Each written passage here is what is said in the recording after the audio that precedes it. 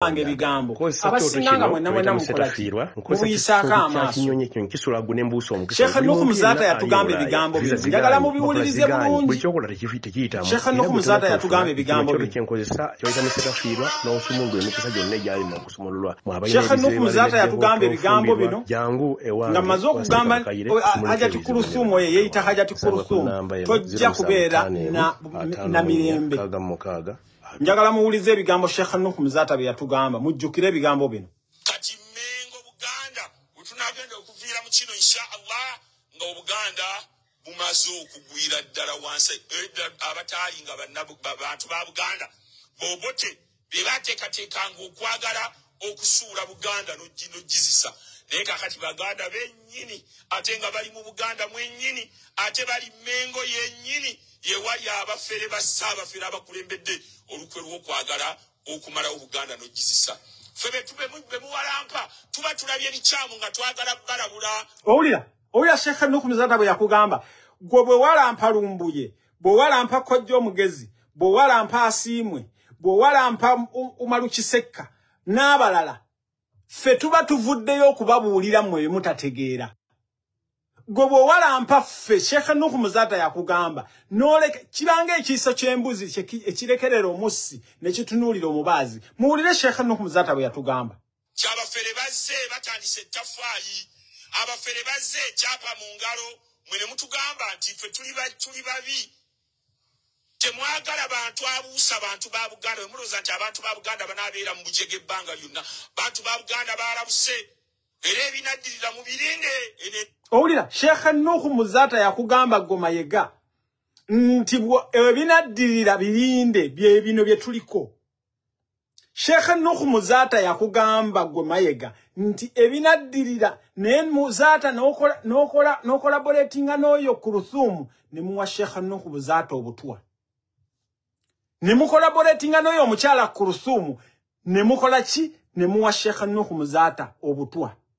tujja chali ntandikwa inshallah katandika butandisi biidhnillahi ta'ala lemwe bakubiriza banadini omukristo gendo okulembeze okole kalisayo omukristayo gendo okole kalisayo ekirala kyenjagala okusaba mwenna njagala okubasaba mwenna aina akatambiko aliwo omwami nga Sheikh Nuhu Muzata tetumulaba nga bwe tubanja kabaka kati walingawo omwami yajjanga assalamu alaikum wa rahmatullahi wa barakatuh Sheikh Nuhu Muzata ali bulungi Sheikh Nuhu Muzata njogedde naye ali bulungi twamala ebbanga nga tetulaba Sheikh Nuhu Muzata akatambyako bamukalina njagala mukampostingire njagala mukampereze mujjukire omwami oyo yajjanga assalamu alaikum wa rahmatullahi wa barakatuh Sheikh Nuhu Muzata ali bulungi kumbe nga Kulusumu omanyi wamuwadde ddakanyuka wulire nga Kulusumu omanyi bulungi wamuwadde ddaki because fe tuzibula abantu generation y'Abaganda generation y'Abannayuganda kati njagala okugamba Mayega bazibufu generation situkyalinga mbiri bye mwatuteekangamu ebyekijega tokyayinza kati Mayega kera kumacha n'ogamba mbu oyagala kyapa mu ngalo n'ofunayo wadde ekimpuuga tosobola kubo kitegeera bannange mbasaba mwenna alina akatambyako kubanga mwakeeranga nga mutuzibuwaza nga mutubuzaabuza nga tumutubuzaabuza mbu Sheikh Nuhu Muzata mulamu kumbe nga mumaze okukola ki kati Mayega wagenze okulaba nga emipiira gy'ebika Mayega weewadde ebigundi kubanga eno program si yange saagala kuyingira nnyo mu bintu bya Buganda naye mbeera forced okubeera nga nkola ebintu byaki ngankola ebintu bya Buganda Mayega wagena ne weeyitiriza n'okwata gino emipiira gy'ebika kabaka yagiggulawo emisinde kabaka yakola ki yagiflaginga off there is nowhere kabaka lwe yali talabiseeko mu nkuuka kabaka yayaniriza omwaka gwa Buganda yaggalawo n'omwaka gwa Buganda kati Mayega wama kisegeera kati Mayega otandise okukaaba kati oli mu kukaaba olaba nga tukukutte tukunywezezza kati oli mu kukaaba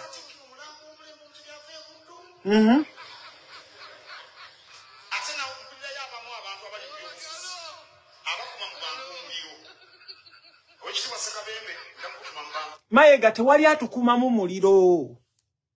Kola ekintu kiri kimu. Kati ekyo sijja kikugamba kubanga kati ebintu byako ate Mayiga twakugambanga.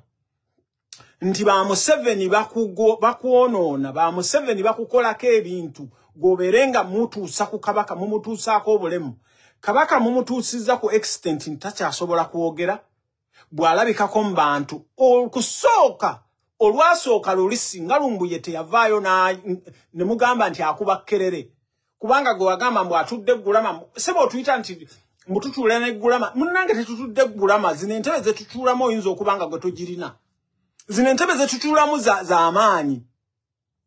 Kakati gwe n'ogamba mbu tubeereeyo mbu tukubuulira ekyokukola. Mayiga olina okumanya omulimu gwo mulimu ki? Mayiga omulimu gwo mulimu ki? What is your job description? Kwe kubeera ng'owuliriza ffe kye tukugamba. Kakati mwagala okuteekawo olugero mbu kabaka asiima busiimi n'alabikako eri abantu be. Njagala okugamba kabaka yasinga okwagala abantu be okusinga ggwe Mayiga.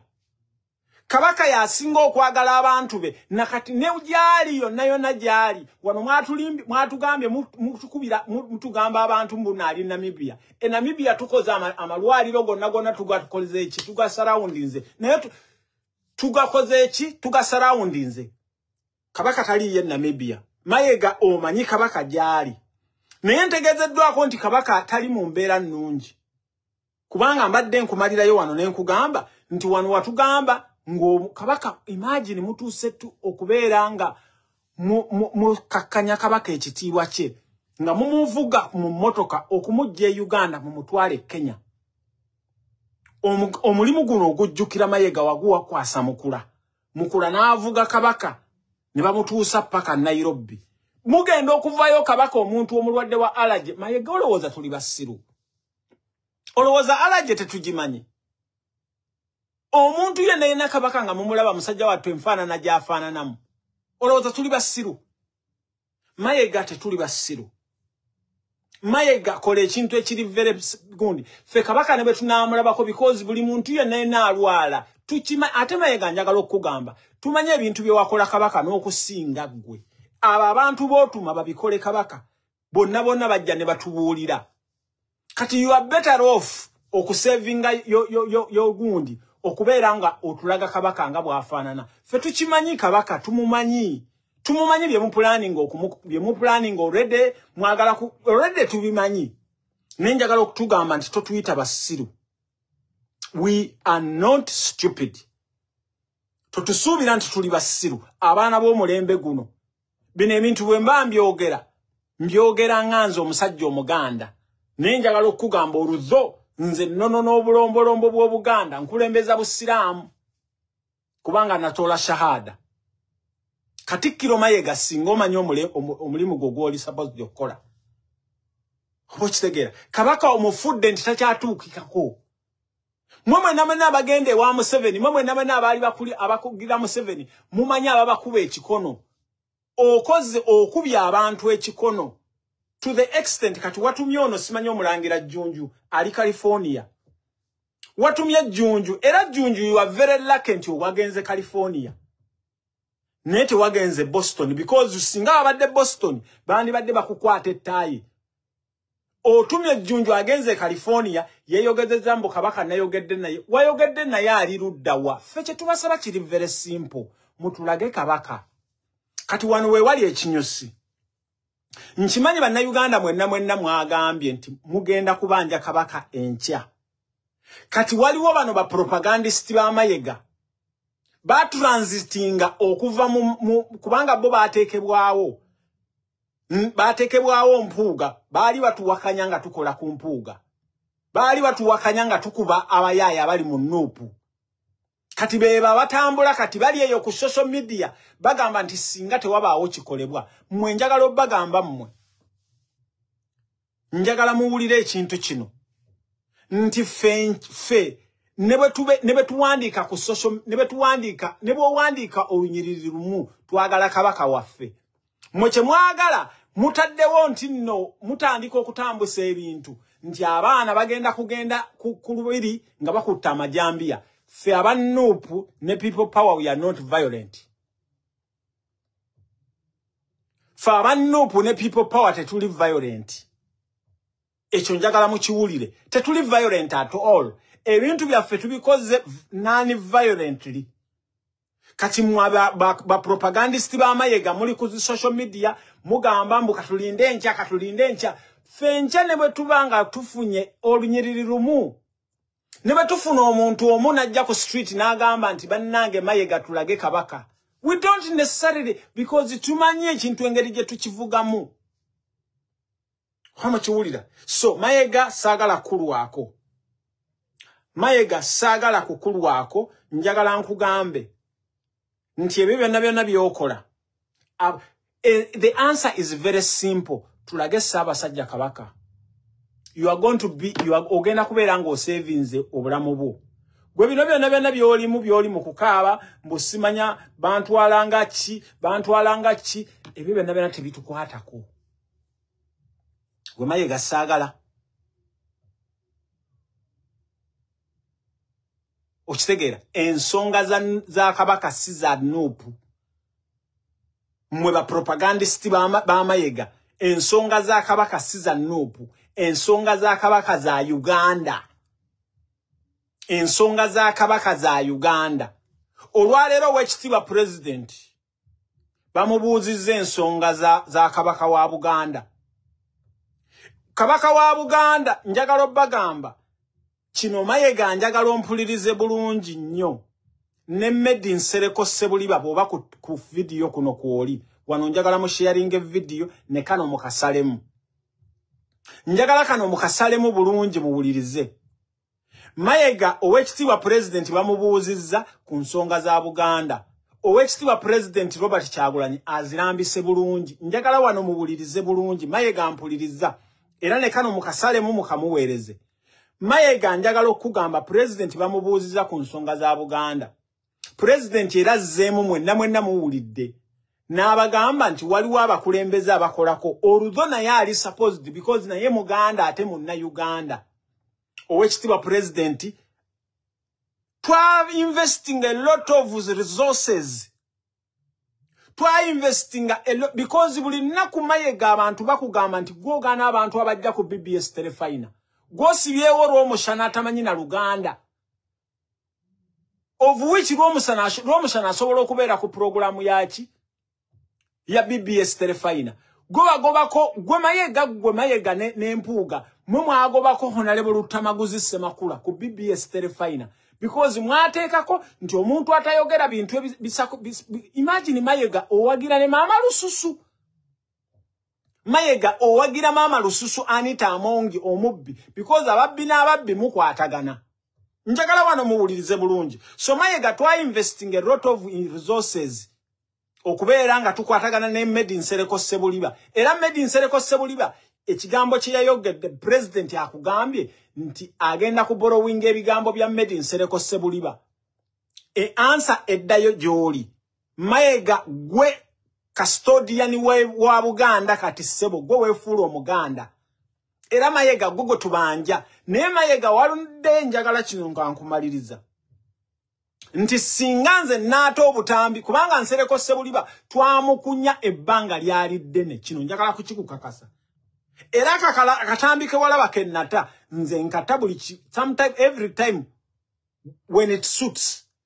Medi Nsereko Ssebuliba bwe tunaata obutambi obwasigaddeyo Mayega abantu bajja kukulumba eyo gy'osula. Oba osula Lweza oba osula wa abantu bajja kukulumba. Okitegeera. So president atugambye tubuuze ggwe. Ate omanyi engeri gye tubuuzaamu ffe. Omanyi bannayuganda engeri gye babuuzaamu. Kati Mayega g'osuubira nti abo abasirikale Museveni be yakuwa bayinza okukuseevinga. Bwe tunajja Mayega nga tukubuuza mwalaali, Mayega tojja kubikkiriza.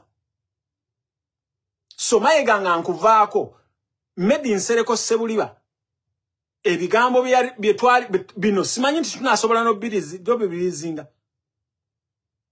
Kuba okitegeera, kati awo nvuddewo. Njagala muntagingire Maama Anita Amonko.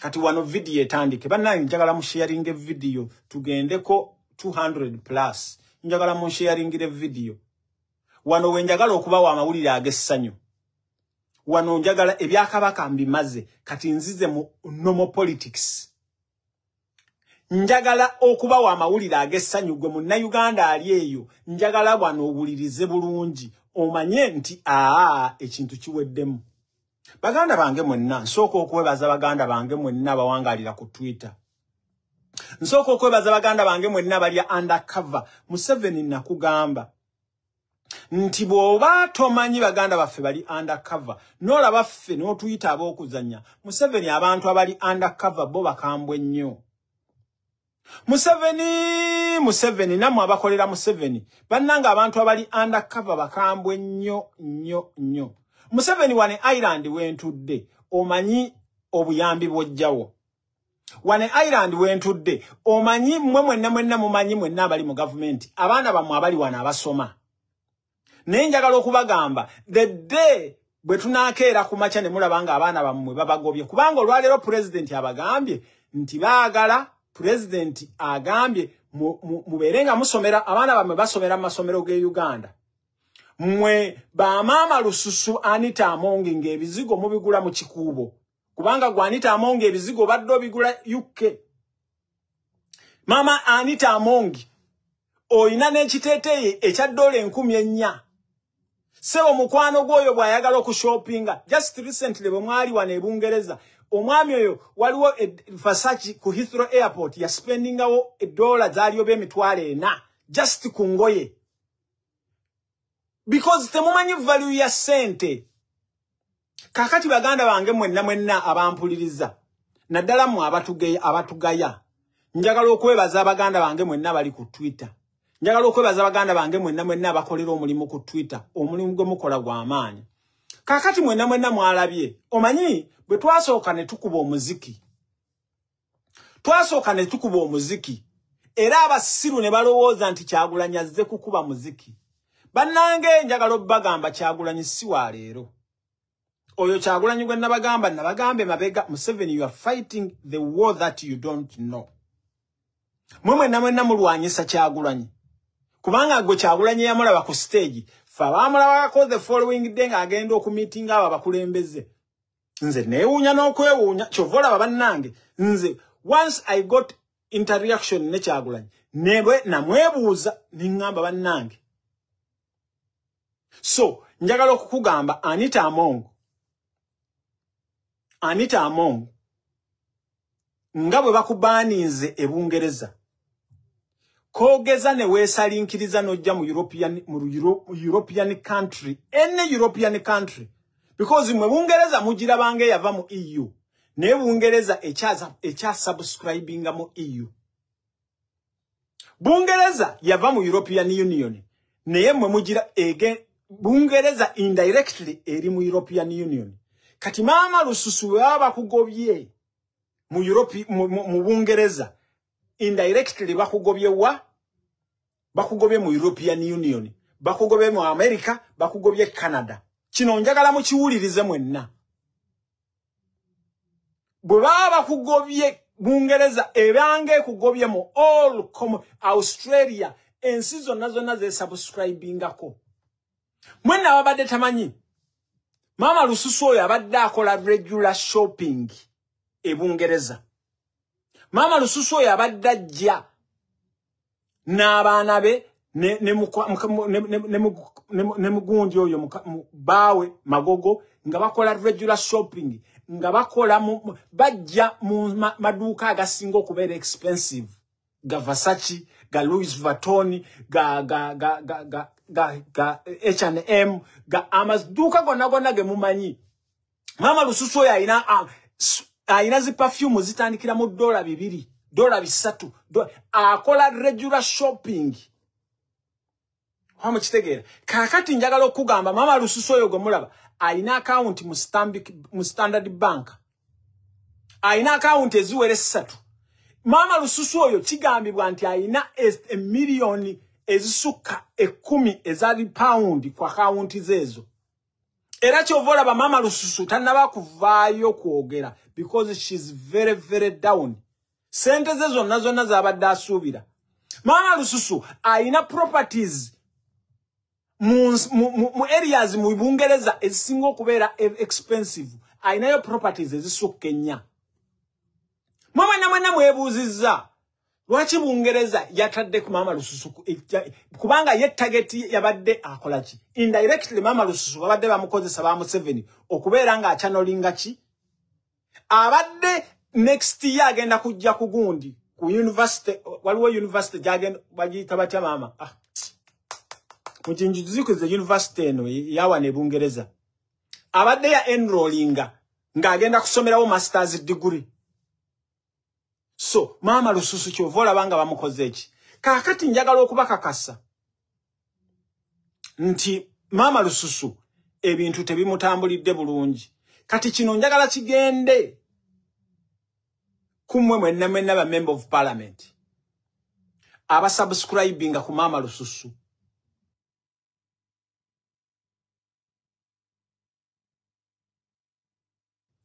Omukubo Mathias Mpuuga Nsamba, owokubiri Ssemujju Nganda, owokusatu Muwanga Kivumbi, na mwenna abalala mwenna Nsereko Muhammad naawe nkulaba. Naawe bakukozesa okubeera nga every time buli lwojje UK. Every time kati wakyusiza channel wagenze Sweden. Nena ndibadde nkusaba muganda wange Faruku. Muganda wange Faruku nakuwoninga muganda wange Faruku. Family gyovaamu eyantake bantu bali respectable. Muganda wange Faruku tewesembereza mubbi Nsereko. Nsereko bwoba oyagala okumubuuza, bwoba oyagala okumumanya, mubuuza omukyala eyamufumbirwa just recently. Era Nsereko kino njagadde nkuwoninge because at the end of the day Nsereko ne bwe twawukana mu political gundi ne Nsereko osigala oli musajja musiraamu. Nsereko you do money laundering in the UK. Nsereko okola money laundering in the UK ne mu Europe. Otambuza sente. Era Nsereko njagala okugamba kino nkikuwoninze. Olaba nze amawulire gatuuse dda ku gundi yange. Kati mwenna babadde basuubira nti babateekako sanction abasinga bagenda kubakwata. Kubanga mwe ba Mathias Mpuuga anytime boardingira nojja mu America oba mu Europe ne bona agende South Africa bajja kukwata. Mathias Mpuuga omukesi yo eri ku Interpol. Anytime boardingira ennyonyi. No, it's not Kent University mkwano gwange gundi. It's not Kent University. Wachitegeera. So gundi njagala okukugamba Nsereko. Fayiro yo yatuuse dda ku mmeeza yange. Ate nze bwe naagiwaayo eri bahandola abange tekijja kubeera kirungi. Nsereko nze nakugamba nti kendi kukwata ketulisisinkana. Wachitegeera. Nsereko nakugamba ketulanasisinkana obulungi ne tukusisinkana. Then tebijja kuba birungi.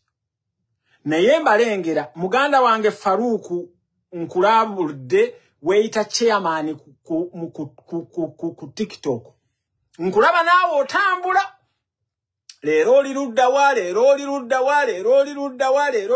wa naye njagala kugamba nti omuntu gw'odiringa naye Nsereko mu fayiro z'amaze okutuuka nti akola money laundering. Waliwo oyo omwami simanya mind mizi. Mbadde musaba naye adde mukola ki mukusala enviiri ate mind mizi njagala kugamba nti Nsereko akulimba mbovume Kyagulanyi. Mindset nkugamba kino ekigambo eno message bagikutuuseeko nakukozemu ne posti. Nsereko yeya making sure.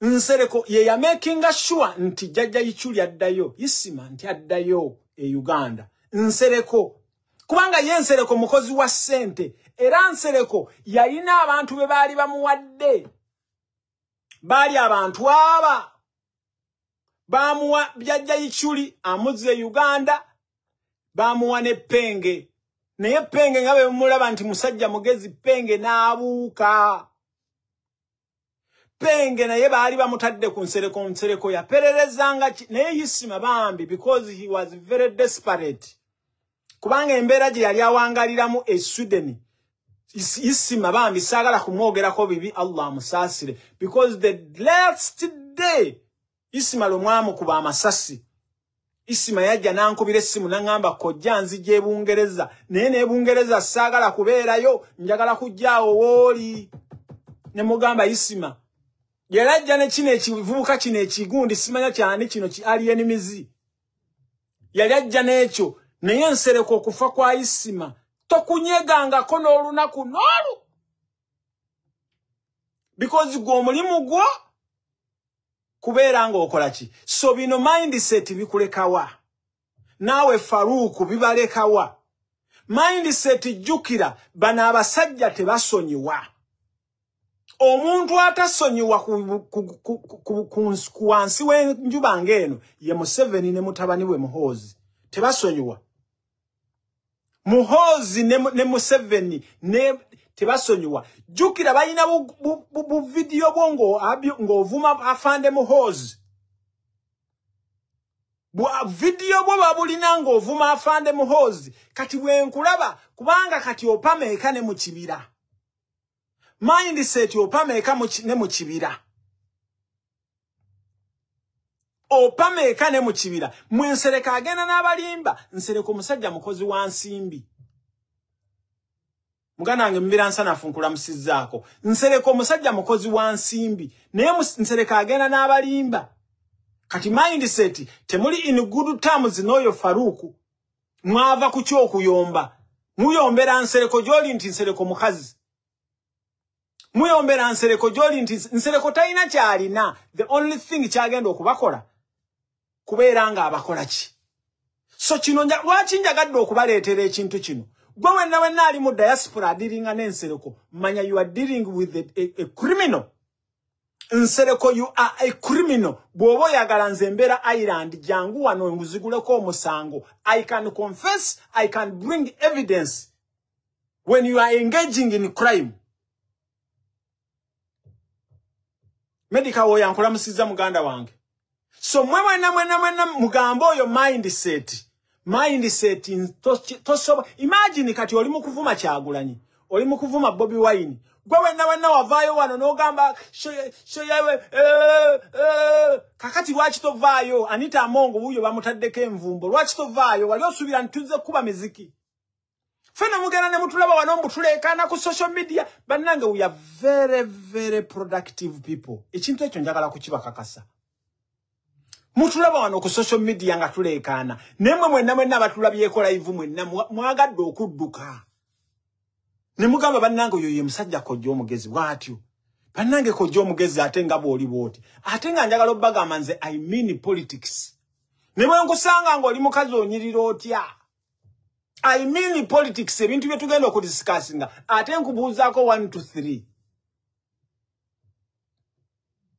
okisegeera so njagala okubakakasa nti mindset opameeka ne mu kibira lutalo lwa byanfuna abawalampa His Excellency Robert Kyagulanyi Ssentamu Bobi Wine si lwakuba nti bamuyinako ensonga wabula ensimbi ezibaweebwa ensimbi mwami Museveni zabawa ate nabo bennyini zibatabudde batandise okukubagana nga balabira ddala nti ate gundi atulyako nnyo bamuwa nnyingi ensimbi zino zibadde zitira nnyo Muhammad Nsereko yagula babulooga ku social media kuno ne batandika okukalakata bw'alaba ng'okalakase bulungi nga bw'ayagala gwe ng'akusasula ezisinga ku z'abanno Muhammad Nsereko kati abantu batandise na butandisi kumulwanira aba ku social media bagamba nti nze nakusooka okumanya Muhammad Nsereko lwaki gwe okolagana nnyo naye okusinga nze olwo ebyenfuna nga bamanyi nti gundi akolagana nnyo naye ensimbi bamuwa nnyingi olwo ebyenfuna bibatabula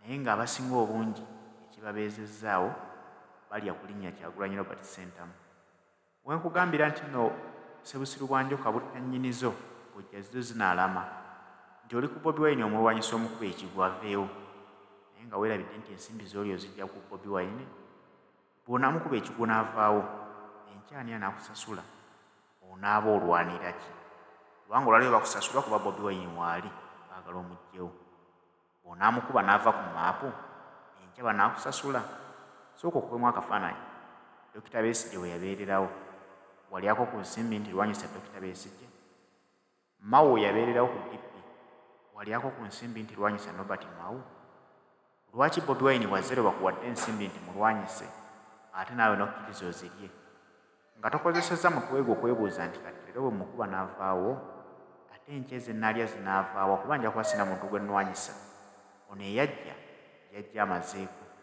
mukkirize nti oli yaleetebwa ku maanyi ga Katonda era Katonda yalisalawo nti ekiseera kye kiweddeko kaamugyewo ate ateekewo omukulembeze omulala aliba ow'amaanyi ayoogumi Mwami Museveni bino bitegeeza nti mwenna abalwana mulwanira bwereere ate nga mulwanirira ekintu kye mutamanyi mutwe na magulu Mwami Museveni alina ntalo ze naye aziteekamu mmwe muwunzikamu abantu babakyaye nga tolina nawe oyinza kunywa tuzzi anti abantu bakulaba nga mulabe waabwe kasita weekiikamu Robert Kyagulanyi Ssentamu oba weekiise mu nkyukakyuka ya ggwanga Uganda embwa gy'ogamba sit down ng'embwa gye mwalabye n'ashibaga kato eyo embwa gye mulaba eyo gye mulaba police gundi ezo ze tuyita zi German Shepherd Museveni bwe tutyo bwe tugenda okukufuula tugenda kukukamula mpola si naawe bw'obadde otukamula notta amasomero gaffe notta enguudo zaffe notta amalwaliro gaffe notta abantu baffe naffe tugenda kukukwata mpola